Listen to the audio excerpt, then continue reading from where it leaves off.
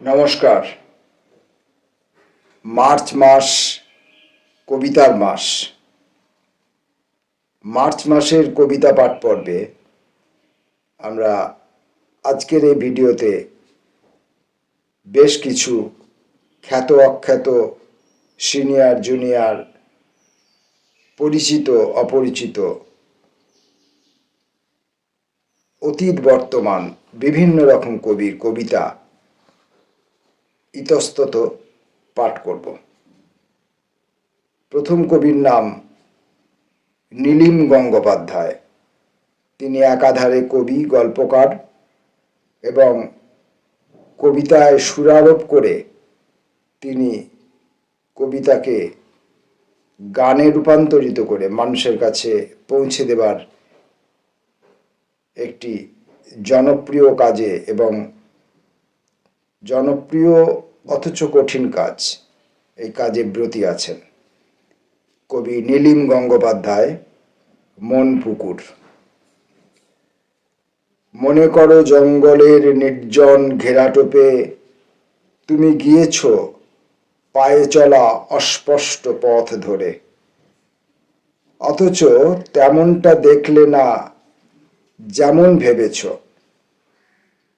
শুধু ঝরা পাতাদের ভেসে থাকা আস্তরণ, রাঙা পায়ে সন্তরণ পটু নিতম্ব হিল্লোলিনী হাসেরা উধাও, এক পায়ে খাড়া আঁশপ্রিয় ধার্মিক বক, তারও দেখা নেই। সেই হেমন্ত নেই, বসন্ত নেই, শুধু নির্জনে পড়ে থাকা এক ঝিমন্ত পুকুর।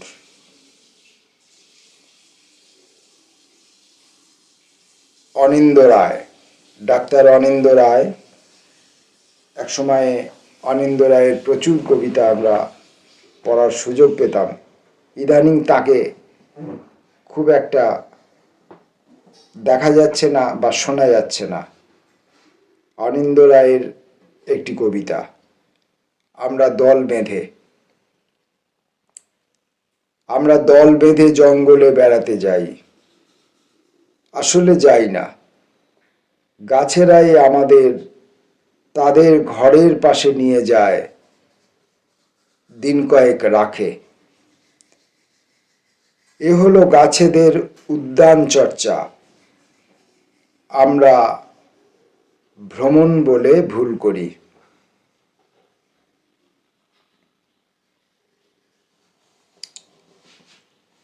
পরের কবি মলয় গোস্বামী। কবিতায় যাঁর এক জাদুকরী কলম আছে। মলয় গোস্বামীর কবিতা আলো।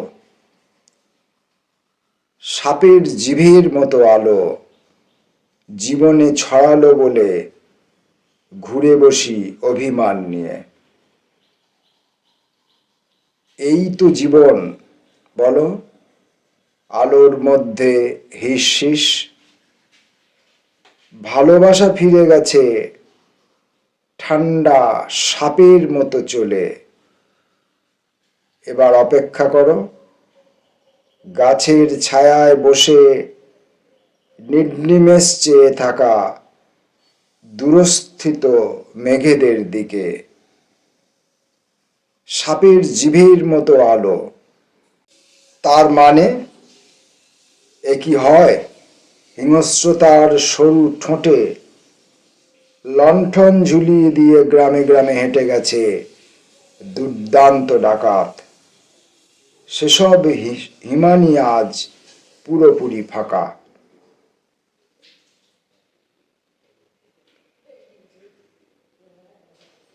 গোলাম রসুল এবং আয়নায় এক তলদেশ দেখছি। ধ্বংসের গায়ে হেলান দিয়ে বসে আছি, মাথায় মেঘ, দু এক ফোঁটা বৃষ্টি, লোহার পাইপ দিয়ে সমুদ্র থেকে আমি কান্না ভরে নিচ্ছি। রক্ত, হীরা আর সমুদ্র একসাথে কাঁদছে। নৈঃশব্দ, যেখানে মানুষের মন বসবাস করত, একটা ঘূর্ণায়মান বৃত্ত থেকে জেলেরা জাল ছাড়ছে, তারারা ছায়ার মাছের মতো বন্দী। ভোর, আকাশের কখনো কোনো বর্ণনা নেই। একটিমাত্র অস্ত্রের দোকান খোলা আছে, হত্যার জন্য সূর্যের লাল একটি ফোঁটা। মৃত্যুর গতি ধীর, জন্মের পর থেকেই মারা যাচ্ছি এবং আয়নায় এক তলদেশ দেখছি।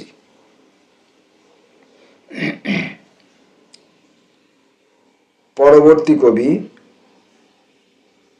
সৈয়দ কৌশর জামাল।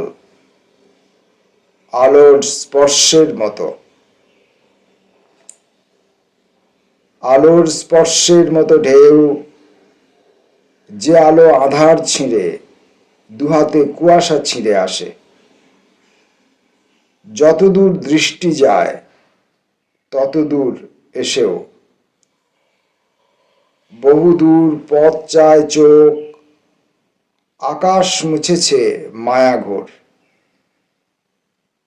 অন্য মায়া আমাকে জড়ায়, তুমি স্পর্শ, তুমি বিতশোক।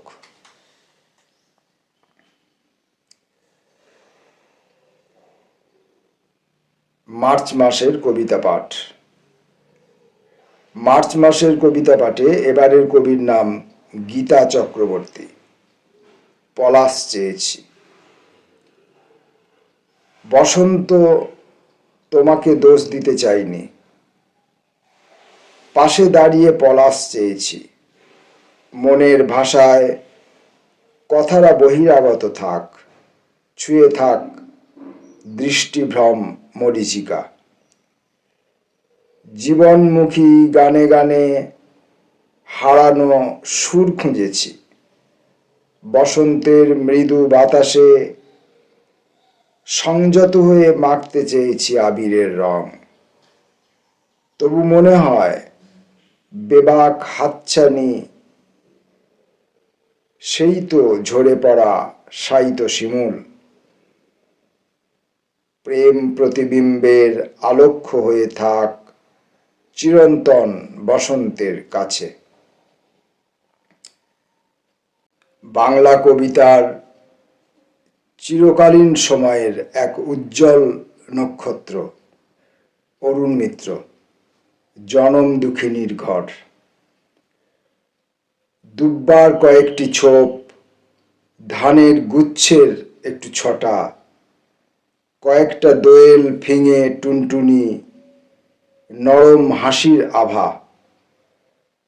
দু একজনের ঠোঁট আদর করার মতো খোলা। এইসব নিশানা ধরেই এখানে ফিরেছি আমি। দুরন্ত রোদের টিলা পেরিয়ে এলাম। কুয়াশা প্রান্তর বনবাদারের রাত আমায় ঘোরায়নি আর। অচেনা হাঁটুরে আনাগোনা ক্রমে মুছে গেছে। নানান জিজ্ঞাসাবাদ বিচিত্র ভাষার স্তূপ ঠেলে এখন আমার কান শুদ্ধ এক ধ্বনিতে পেতেছি। সেই পিদ্দিমের আলো দেখা যায়, জন্মদুঃখিনীর ঘর। কবে আমি বড় হয়ে তাকে ছেড়ে চলে আসি, তবু তার আঁচলের হাওয়া আজও আমার নিভৃতে।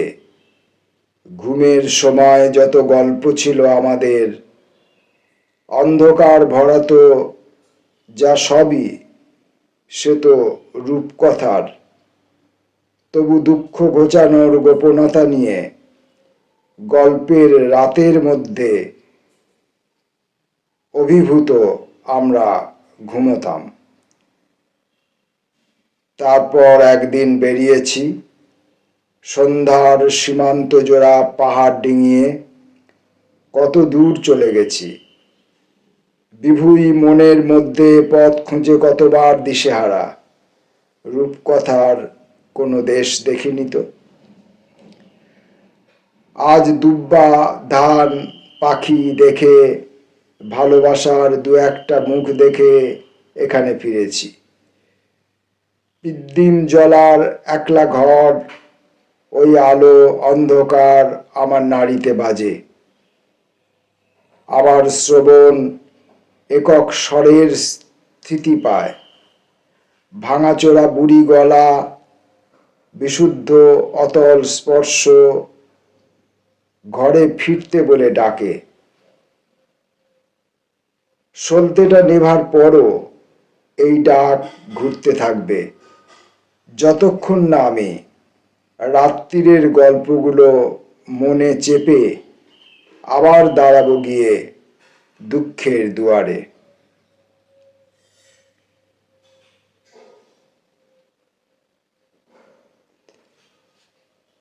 পরের কবি অলি বিশ্বাস। কুসুম গাছ। আগুন, আগুনে সোহা, দলা দলা হাড় মাছ ছাই, ছলছল হাঁটু জল, তিনজন উঠে দাঁড়াবই। কুসুমের পাতা ঝরে, ভরে ওঠে লাল কিশলয়। অনুভবে বুঝেনি শোক কোনো ঝড়ঝাপটা নয়, আপাত নীরব থাকা। কোনো এক বসন্তের ভোরে আবার আসবে বলো আমাদের কোল আলো করে। পরের কবির নাম রণদেব দাশগুপ্ত। ভুল ঠিকানার গান। একটি ছায়া অসৎ পেতেছিল, দুটি মানুষ সেখানে পাশাপাশি, তিনটি কথা মনেতে ঘুরপাক, অথচ শেষে মৃদু গলায় আসি। নদীটি চলে আগুল জল আলো, নদীটি চলে আগুলে জল আলো। স্পর্শ তুমি কেন যে এত একা, মুখর হাওয়া ঝরিয়েছিল পাতা, তীব্র কথা রোদের মুখে লেখা। সেই কথায় ছন্দ অবিরত, চেয়েছে ছুতে দ্বৈত গানগুলি, অথচ সুর পায়নি খুঁজে তাকে, পটের বুকে হারানো রং তুলি। এ কাহিনীর একই রকম চলা, রোদে ছায়ায় অসৎ চেয়ে থাকে। নদীটি জানে এই তো ভালোবাসা, ঠিকানা ভুল তবুও লিখে রাখে। মার্চ মাসের কবিতা পাঠের আজকের শেষ কবিতাটি কবি ইন্দ্রনীল মজুমদার। কবি আলোক সরকার স্মরণে ইন্দ্রনীল মজুমদার লিখছেন পবিত্র মানুষদের জন্য। সকাল এসে গেছে দেখো, একটা নরম চুপচাপ সকাল। উঠোনের জবা গাছ পেতেছে ছায়ার আঁচল। একলা শালিক তুলে আনে দুর্বাদল, রেখে দেয় রোদে। দুর্বাদল কোথাও যেও না তুমি, এই দেখো রেখেছি সোনার পিত্তল ঘট পূর্ণ পূর্ণ জলে।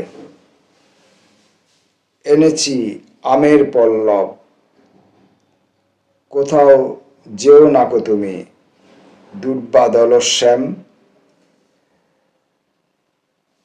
মার্চ মাসের কবিতা পাঠ পর্বে আজকে